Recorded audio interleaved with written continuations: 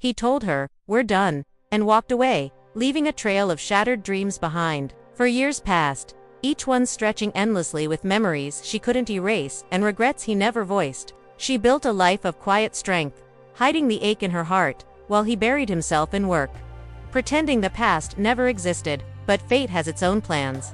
On a rainy afternoon, in a crowded city cafe, he froze. There she was, radiant, confident, and holding hands with a child, his child. The words he had spoken in anger suddenly echoed, and he realized some endings are never final. Rain streaked down the windows of the small cafe, smudging the world outside into a watercolor of gray and gold. Olivia sat in the corner, her laptop open but untouched, her fingers wrapped around a steaming mug of coffee. She was a picture of calm efficiency, yet inside, her heart beat faster than she'd admit. 4 years ago, Michael Stone, the billionaire CEO she had loved fiercely, had ended everything with a single, sharp declaration: "We're done." Those words had sliced through her life, leaving a void she hadn't thought she could survive. Since that day, she had rebuilt herself from the fragments he left behind. She moved to a quieter city, focused on her career, and devoted herself to the one thing that truly mattered: her son Ethan. At 6 years old, he was a mirror of Michael, in the soft curve of his jaw and the striking gray eyes that seemed to see everything. Olivia had sworn she would never let her child know the man who had abandoned them. Not yet. She protected him fiercely, teaching him kindness, resilience, and how to laugh despite the storms life threw at them. The bell above the cafe door chimed, and Olivia glanced up without thinking. A shadow fell across the table, blocking the soft light from the overcast sky, and then she saw him. Michael, older, sharper, still impossibly magnetic. The man who had walked away from them both, convinced he was sparing them pain, now looked at her with a mix of disbelief and something deep, awe, and longing all rolled into one.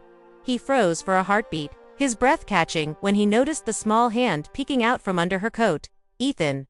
Michael's gray eyes widened, and his normally composed demeanor cracked for the first time in years. "That's my son," he whispered, more to himself than to her. Olivia's fingers tightened around Ethan's small hand, instinctively shielding him. "Yes," she said softly, her voice steady, though her heart threatened to betray her. "He's mine, and I've been raising him alone, just as you wanted." Michael flinched, as if her words were a physical blow. His lips pressed together, and for a moment, he seemed to shrink under the weight of his own mistakes. He opened his mouth, closed it, then tried again.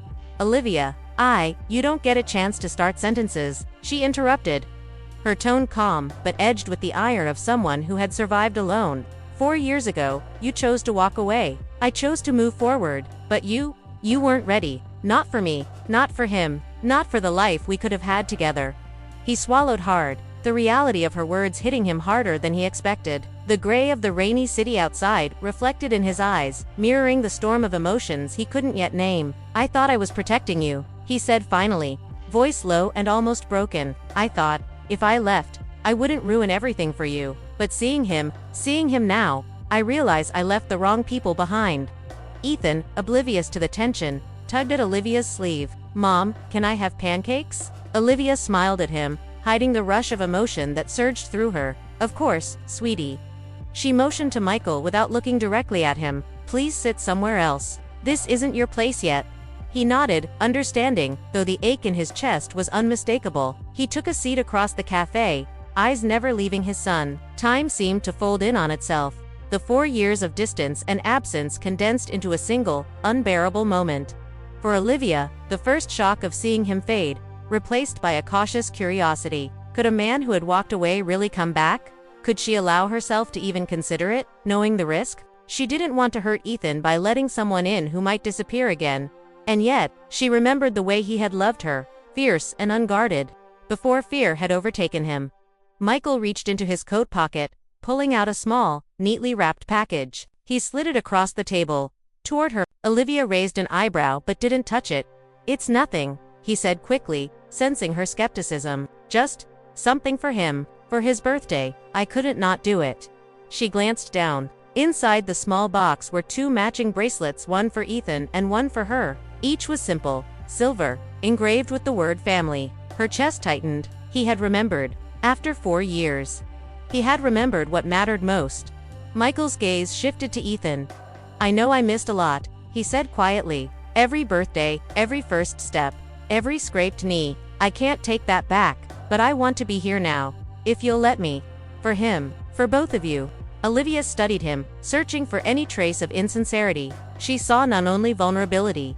A raw, aching desire to make amends. Slowly, she nodded. A small gesture, but enough to allow him in. You start with consistency, she said gently. Not promises. Actions. If you want a place in his life, that's how it starts.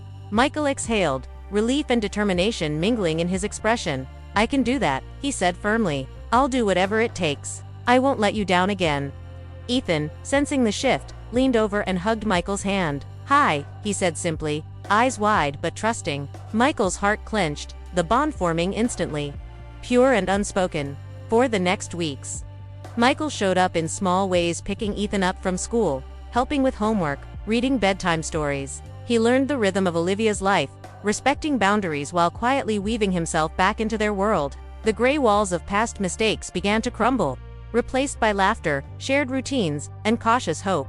One evening, after Ethan had gone to bed, Olivia and Michael sat in the quiet living room. Rain pattered gently against the window. I never stopped thinking about you, he admitted, voice barely above a whisper. Not for a day. And I never stopped thinking about him. I didn't know how to fix what I broke.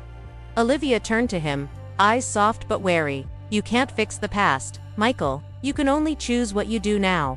I choose him. I choose you. I choose us, he said, reaching out. If you let me. Olivia's heart ached, torn between caution and longing, but looking at the man who had once been her world and the child who had inherited pieces of both, she felt the first stirrings of trust. Slowly, deliberately, she allowed herself to reach for his hand.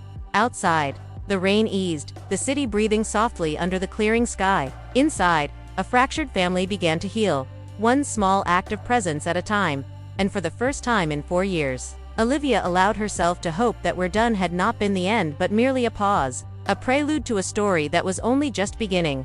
Don't miss this emotional rollercoaster of love, loss, and second chances. Witness how a broken past can lead to the most unexpected reunions and a chance to rebuild family from the fragments of heartbreak. Click now to dive into Olivia and Michael's journey, filled with raw emotions, heartfelt moments, and the innocence of a child's love that can heal even the deepest wounds. If you believe in second chances, in love that never truly ends, this story will captivate you from start to finish. Your heart won't stop racing. Read it now.